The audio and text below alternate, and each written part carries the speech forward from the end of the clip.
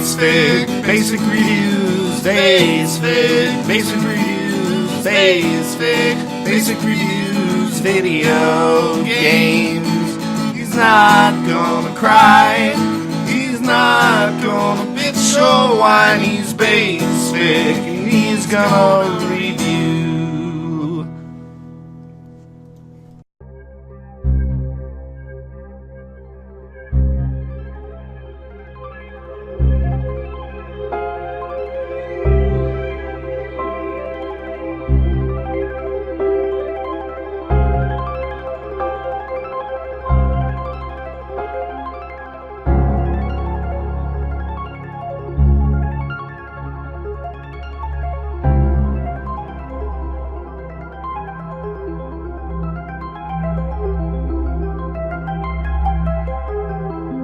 Oh boy, it's time to take a deep dive on a walking simulator for the second time this year. Will it be the last time? I don't know.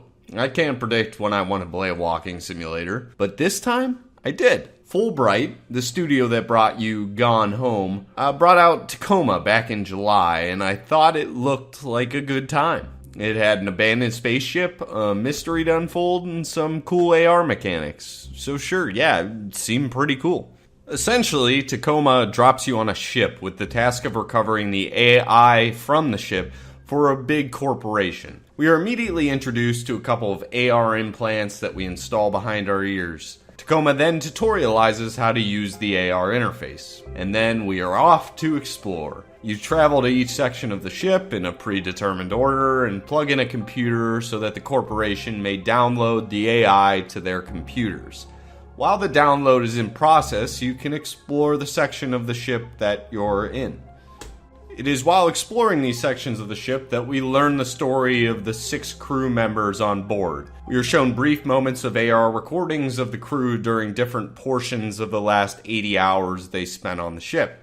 Everything plays out as a scene, where the player has to navigate to different characters to see what was happening with them during the scene. The player can then rewind or fast forward to replay the scene and see each character's dialogue. The player also has the opportunity to look into what each character was seeing through their AR implants as well, which allows us to further dig into what a character was going through in their life outside of the ship. The first scene we see shows the characters as a catastrophic failure of the ship's oxygen system occurs. This sets the stage for the Tacoma crew to attempt to either remedy or escape the situation, as well as the player attempting to figure out what exactly had happened. You see some large, full crew scenes and get a handful of scenes of the crew living their lives apart from the rest of the staff. And the story comes together and then the credits roll.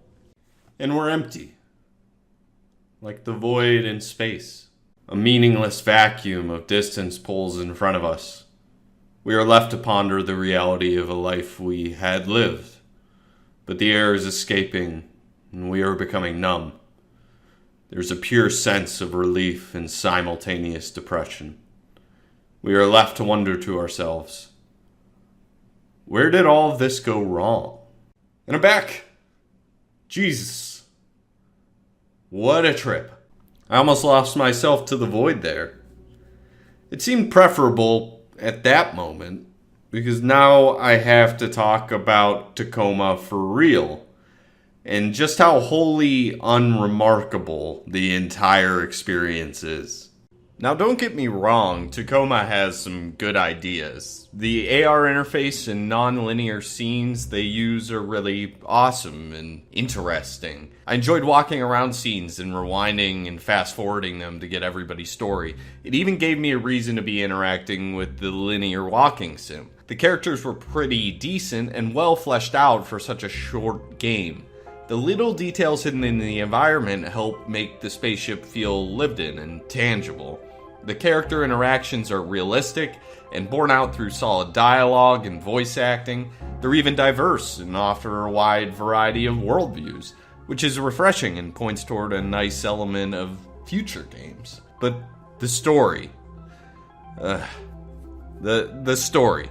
I think Tacoma suffers from being wholly unambitious with its story. There isn't much here that feels new or original, and the way the moral of the story is delivered is far too direct and obvious. From the moment I set foot on the ship and spent about 10 minutes in the first room, I pretty much knew the direction they were going in, and the payoffs related to the direction underwhelmed. It's not even that the story is bad, it's fine. I think they were shooting for the concept of a good story told well, but what they more or less achieved was an okay story toiling in mediocrity. A major issue I had with the storytelling was its pacing. Tacoma takes 3 hours to finish, 4 if you're really searching around, which is fine by all measures. But due to the method of storytelling, the scenes playing out and needing rewound and fast forward, we get far too little storytelling. See, Tacoma is a large narrative broken up into time-lapse scenes. This style of storytelling is quite novel, and something that can only be achieved through an interactive narrative, but it is incredibly time-consuming. And because of the segregated nature of the storytelling,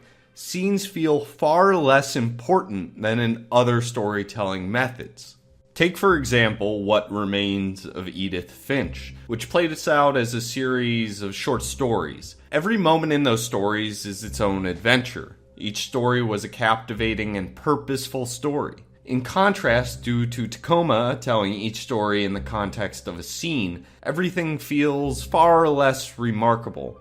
And I think Fulbright realized this was impossible. So it seemed like they tipped their hand in one specific storytelling device. Each character at specific moments during a scene, one of the non-linear scenes, can have their AR device open to see emails, texts, etc. This is how you gain exposition on a character, but it's extremely jarring. It's not organic in any way. It's the equivalent of a movie popping up a title card with the qualities of a character being displayed when you're introduced to them. This is less so true of the text messages they send to their coworkers, which I think are solid storytelling devices. However, the AR pop-ups take the player out of the scene. Whereas the texts are usually related to the scene and what's happening, most things you're learning are just background on the characters. They feel like a stopgap, and they feel like, more importantly, lazy storytelling. Not only that, but it really artificially extends the length of Tacoma. I don't think I'd be too far off base if I told you that Tacoma will have you spending as much time reading exposition as it does telling you its story. And it's a shame because the Fulbright people are so awesome at developing their characters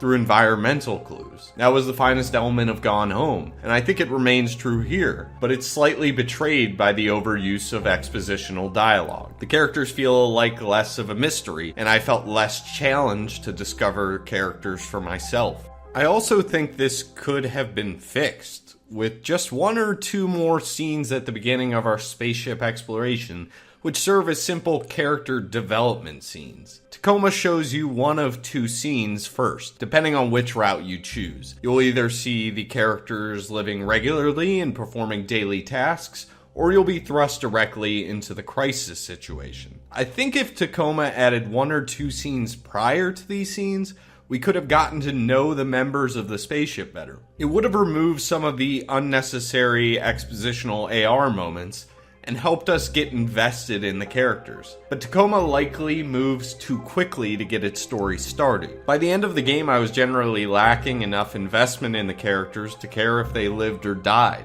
And I know I'm a sociopath, but I'm the kind of sociopath who tends to care more about video game characters and cats than people.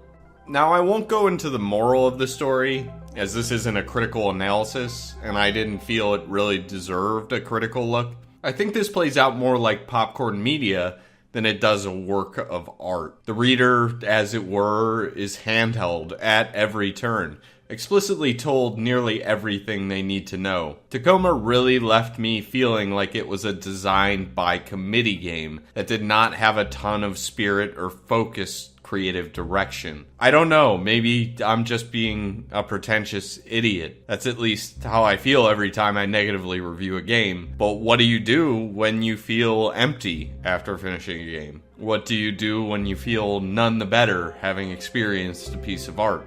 I guess you just have to sit back and think about why. which is what I was doing here. Tacoma is a fine video game. It's super well developed with some neat mechanics and the polish you'd expect from a studio with such good lineage. But it failed to grab or hold a lasting piece of my memory. It didn't leave me thinking. It didn't leave me with anything to really mull over. It's quite frankly a technically impressive game, but I think it may have just been a bit too technical for my tastes, and it ended up feeling more like a hollow machine than a game with any true heart. And you're probably wondering to yourself, Pete, what have you done that requires any heart? And I'd probably answer you by telling you that I'm a game reviewer. I too could be creating art, but I'm not. I'm kind of just a tool for consumers. And you're probably asking yourself, how is that fulfilling?